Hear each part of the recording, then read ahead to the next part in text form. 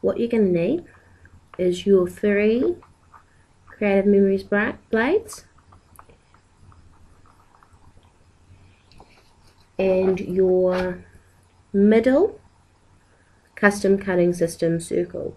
If you don't know how to use the custom cutting system, make sure you check out my other videos, as there's full step-by-step instructions on how to use these.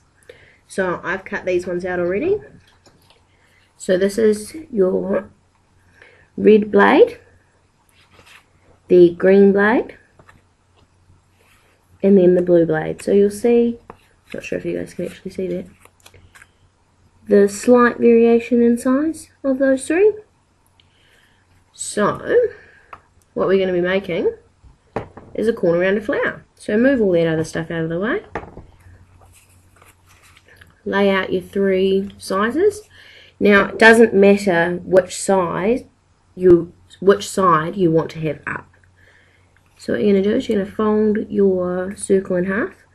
Now I got the instructions for this off the Creative Memories American website, and there is a full link on Mum's blog. So what you're going to do is push that in as far as it'll go and punch. Okay, so you end up with a bow shape. Now for all 3, your first 4 steps are the same. Okay? So pushing it in as far as it'll go. Now what you're going to do is you're going to fold it diagonally opposite each other. You see, you end up with this shape. And what you're going to do is just here, on the inside of that, see there's the silver that matches up with the blue. When you're using the largest circle, you're going to line up the center, which is just here, with that line. When you're doing the smallest, you're going to line it up with this little node thing here. See how it's got a little bump? And when you are doing the middle circle, you're going to line it up between the 2, so just here-ish.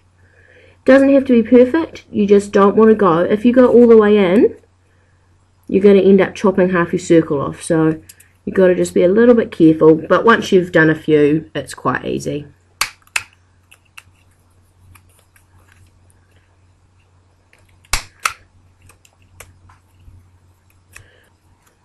Okay. Now you're going to do the same, but folding it the opposite way. Remembering to line it up with where it goes from blue to silver, and punch.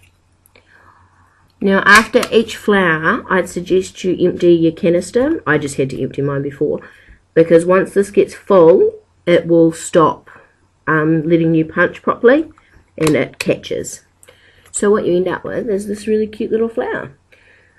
What I do is I fold it to the single petal, and then I crunch it up. So just so it's like a little scrunched up flower petal. You can scrunch it as much or as little as you want. You don't have to scrunch it at all if you don't want to. The only reason I do that is it gives it a little bit more texture. So let's get on to the second one. Same thing, first 4.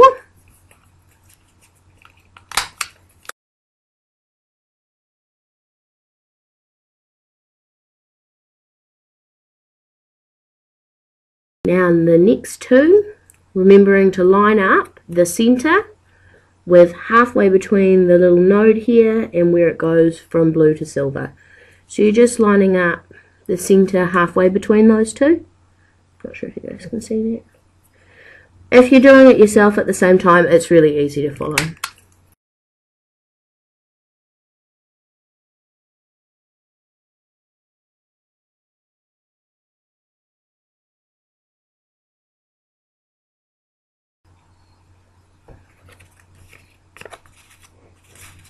Now the smaller circle.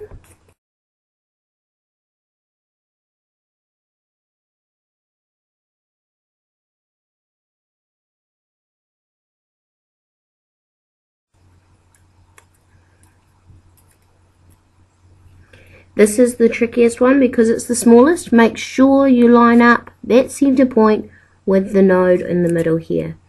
So just lining that up.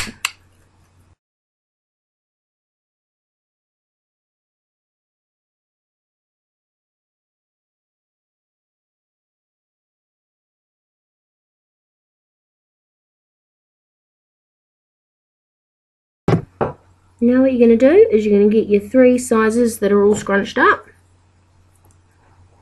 and you're going to unscrunch them before you place them together, otherwise you can get them mixed up.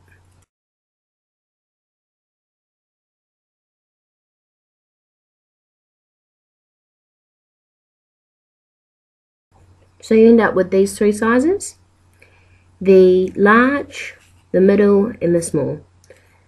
Okay, now all you're going to do is put a little bit of adhesive in the center of the large and the middle,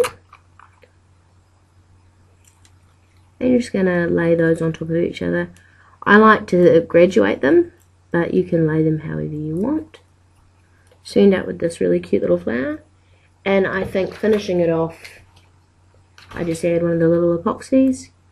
Today I'm using one of the Shine epoxies. As you can see, it makes a really cool little flower.